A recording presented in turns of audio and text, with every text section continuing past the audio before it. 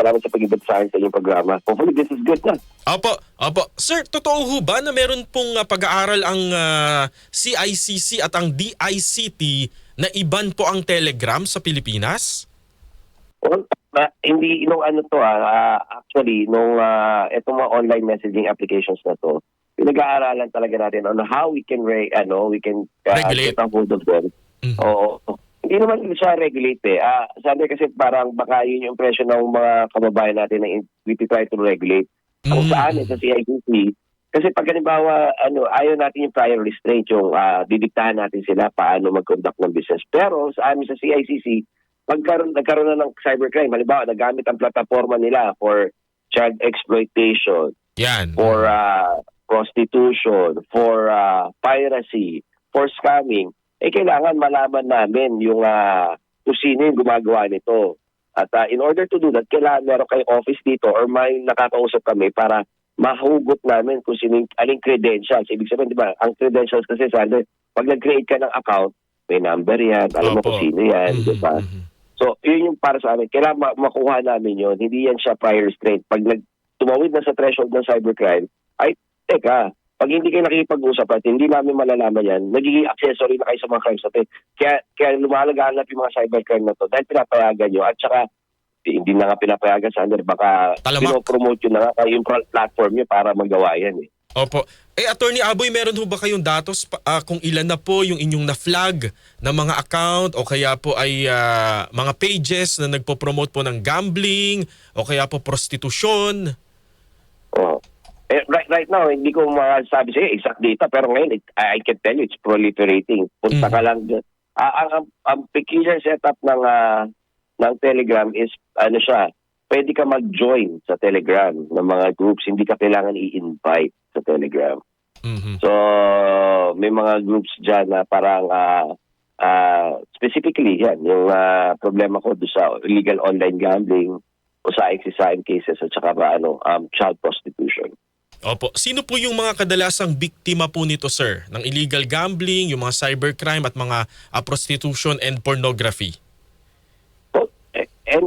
Ito kasi yan eh. Parang sisimula yan doon sa mga ibang platforms eh. For example, social media platforms.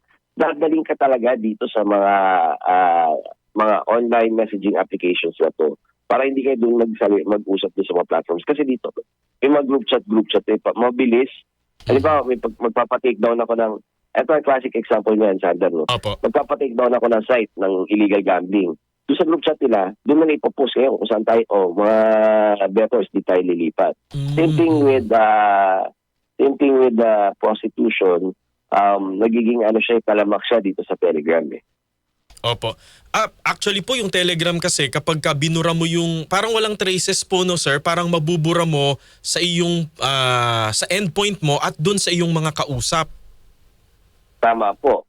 At saka ang nga nito, may particular feature to na walang attribution eh. Halimbawa, I can tell you right now, parang merong channel only.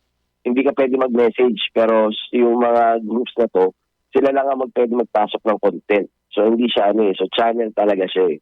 So doon ka pwede magbagsak ng mga videos mo for example, child prostitution, yung mga iba't ibang mga illegal activities, pwede nagbebentahan nga na we monitor, dito rin nagbebentahan ng mga illegal contrabands eh. Ano hong kontrabando? Droga?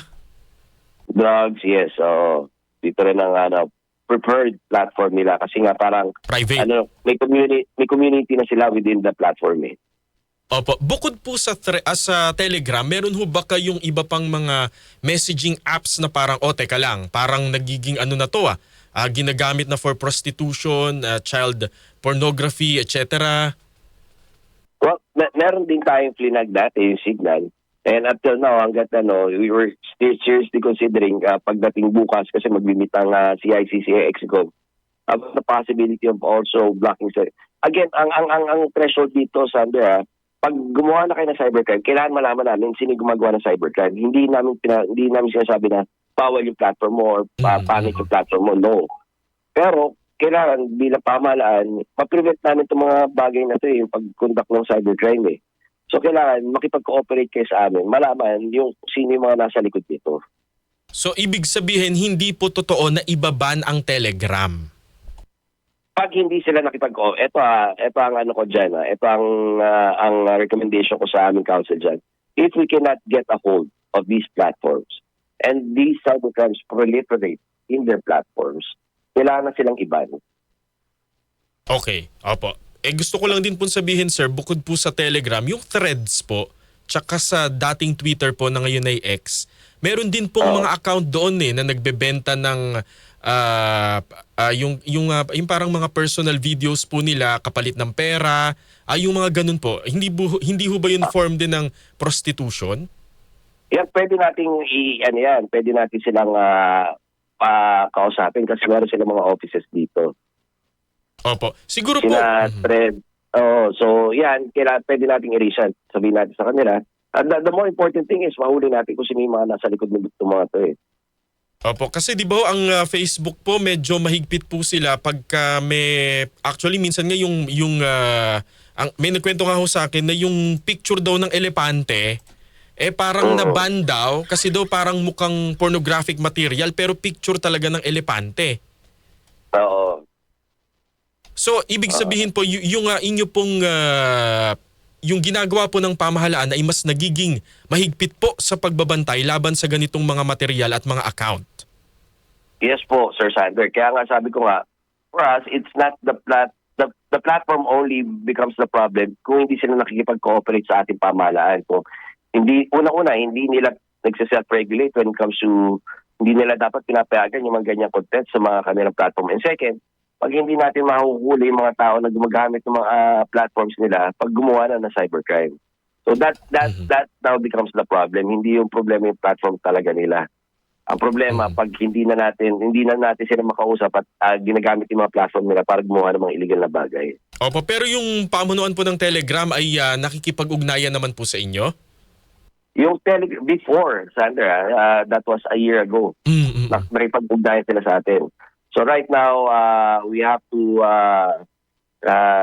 get a hold of them again para naman ma-solve itong mga concerns natin dito sa Pilipinas. Opo. Siguro po, Yusek, bilang payo na lamang po sa mga nakikinig sa atin, ano ho ba yung mga red flag o parang teka lang, scam ito o kaya ay mukhang magbebenta to ng aliw sa social media. Ano yung mga parang red flag na dapat naming bantayan para hindi po kami mabiktima ng ganitong mga panloloko?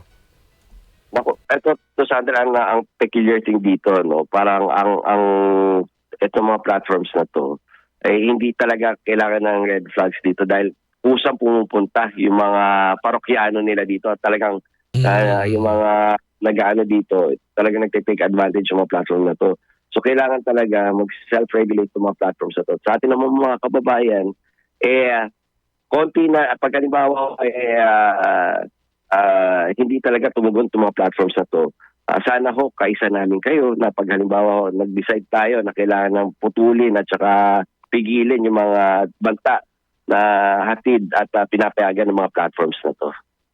Opo. Maraming salamat po and congratulations po, Attorney Yusek Renato Paraiso sa inyo pong formal appointment as Executive Director po of the CICC. Congratulations po, sir. Salamat, Sander. Thank you, Sander. Good morning po. Salamat po, Attorney and the Undersecretary